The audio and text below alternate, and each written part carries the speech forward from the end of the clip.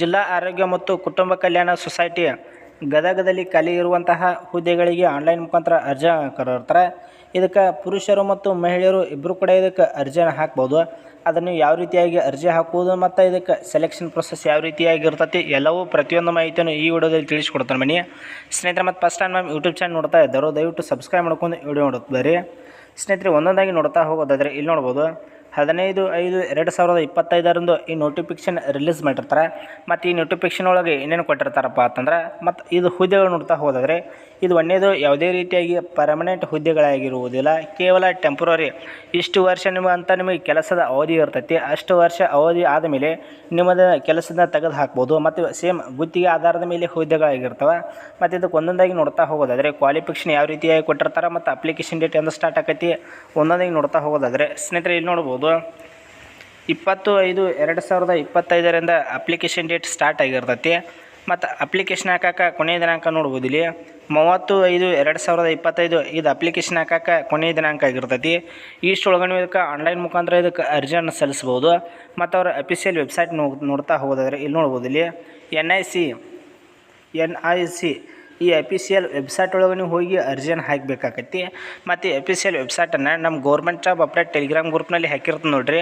ನಿಮಗೆ ಯಾರು ಇಂಟ್ರೆಸ್ಟ್ ಐತಿ ಅವ್ರು ಇದಕ್ಕೆ ಅರ್ಜಿಯನ್ನು ಹಾಕ್ಬೋದು ಸ್ನೇಹಿತರೆ. ಮತ್ತು ಇದಕ್ಕೆ ಯಾವ ರೀತಿಯಾಗಿ ನೀವು ಅರ್ಜಿಯನ್ನು ಹಾಕಬೇಕಪ್ಪ ಅಂತ ಇಲ್ಲಿ ನೋಡ್ಬೋದು ಇಲ್ಲಿ ನಿಮ್ಮ ಎಲ್ಲ ಡಾಕ್ಯುಮೆಂಟ್ಸ್ಗಳನ್ನ ಒಂದು PDF ಮಾಡಿ ಅವರಿಗೆ ಸೆಂಡ್ ಮಾಡಬೇಕಾಗೈತಿ. ನೀವು ಇಲ್ಲಿ ನೋಡ್ಬೋದು PDF ಮಾಡಿ ಕಡ್ಡಾಯವಾಗಿ ಅಪ್ಲೋಡ್ ಮಾಡುವುದು.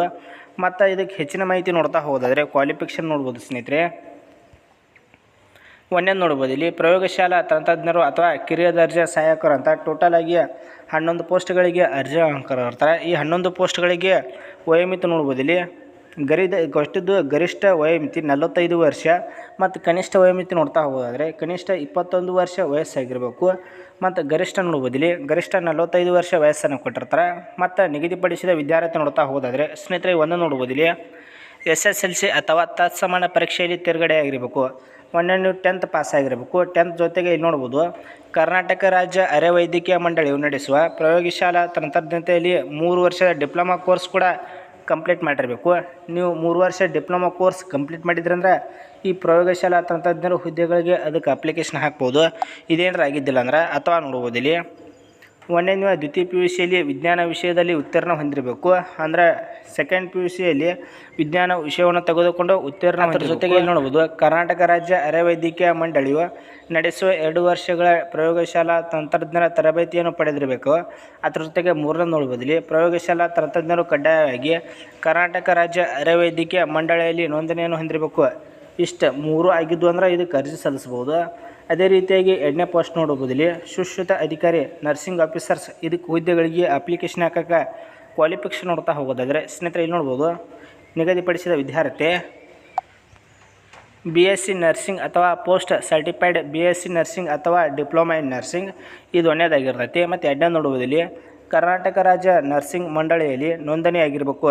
ನೀವು ಕರ್ನಾಟಕ ರಾಜ್ಯ ನರ್ಸಿಂಗ್ ಮಂಡಳಿ ಒಳಗೆ ರಿಜಿಸ್ಟರ್ ಆಗಿದ್ರಂದ್ರೆ ಇದಕ್ಕೆ ಅಪ್ಲಿಕೇಶನ್ ಹಾಕ್ಬೋದು.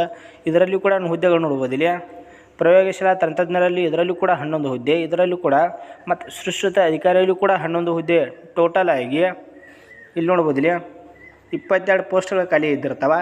ಈ ಟೋಟಲ್ ಆಗಿ 22 ಪೋಸ್ಟ್ಗಳಿಗೆ ಪುರುಷರು ಮತ್ತು ಮಹಿಳೆಯರು ಇಬ್ಬರು ಕೂಡ ಇದಕ್ಕೆ ಅರ್ಜಿಯನ್ನು ಹಾಕ್ಬೋದು. ಇಲ್ಲಿ ನೋಡ್ಬೋದು ಅವಧಿ ಕೊಟ್ಟಿರ್ತಾರೆ. ಈಗ ಏನಾರ ಇದು 35/2025 ಇದು ಲಾಸ್ಟ್ ಡೇಟ್ ಇದ್ದಿರ್ತೈತಿ. ಇಷ್ಟೊಳಗೆ ನೀವು ಅರ್ಜಿಯನ್ನು ಹಾಕಿದ್ರಂದ್ರೆ ಇದನ್ನು ಒಂದು ಶಾರ್ಟ್ ಲಿಸ್ಟ್ ತಯಾರು ಮಾಡಿ ನಿಮ್ಮನ್ನ ಈಗ ಡೈರೆಕ್ಟ್ ಸೆಲೆಕ್ಟ್ ಮಾಡ್ಕೋತಾರೆ. ಮತ್ತು ಅವಧಿ ನೋಡ್ಬೋದು ಇಲ್ಲಿ 1 ವರ್ಷದ ಅವಧಿಯವರಿಗೆ ಮಾತ್ರ ಇದು ಕೆಲಸ ಇರ್ತೈತಿ. ಇಲ್ಲಿ ಲಾಸ್ಟ್ ಡೇಟ್ ನೋಡ್ಬೋದು ಇಲ್ಲಿ 1 ವರ್ಷ ಯಾವಾಗಪ್ಪ ಅಂತಂದ್ರೆ 30/3/2026 ನಿಮ್ಮದು ಕೆಲಸದಿಂದ ತೆಗೆದು ಹಾಕ್ತಾರೋ. ಈಗ ಸೆಲೆಕ್ಟ್ ಮಾಡ್ಕೊಂಡ್ರೆ ಈ ಡೇಟ್ದಂದು ನಿಮಗೆ ಕೆಲಸನ ತೆಗೆದು ಹಾಕ್ತಾರೋ. ಮತ್ತು ಸ್ನೇಹಿತರೆ ಯಾರಿಗೆ ಇಂಟ್ರೆಸ್ಟ್ ಐತೆ ಇದಕ್ಕೆ ಇದರ ಅಪ್ಲೈ ಲಿಂಕ್ ನಮ್ಮ ಟೆಲಿಗ್ರಾಮ್ ಗ್ರೂಪ್ನಲ್ಲಿ ಹಾಕಿರ್ತ ನೋಡಿರಿ. ಅಲ್ಲಿ ಹೋಗಿ ನೀವು ಇದಕ್ಕೆ ಅರ್ಜಿನ ಹಾಕ್ಬೋದು. ಮತ್ತು ನಿಮ್ಗೆ ಇನ್ನೂ ಏನಾದರೂ ಹೆಚ್ಚಿನ ಮಾಹಿತಿ ಬೇಕಾಗಿತ್ತಂದ್ರೆ ನಮ್ಮ government job update 26 Instagram account ಇದ್ದಿರ್ತೈತಿ. ಈ ಇನ್ಸ್ಟಾಗ್ರಾಮ್ ಅಕೌಂಟ್ನಲ್ಲಿ ನೀವು ಕಾಂಟ್ಯಾಕ್ಟ್ ಆಗಿ ಹೆಚ್ಚಿನ ಮಾಹಿತಿಯನ್ನು ತಿಳ್ಕೊಬೋದು. ಏನಾದರೂ ನಿಮ್ಗೆ ಕನ್ಫ್ಯೂಸ್ ಇತ್ತಂದ್ರೆ ಮತ್ತು ಅಪ್ಲಿಕೇಶನ್ ಹಾಕೋದು ಯಾವ ರೀತಿಯಾಗಿ ಗೊತ್ತಾಗ್ಲಿಕ್ಕತ್ತಂದ್ರೆ ಅಲ್ಲಿ ನೀವು ಕಾಂಟ್ಯಾಕ್ಟ್ ಆಗ್ಬೋದು.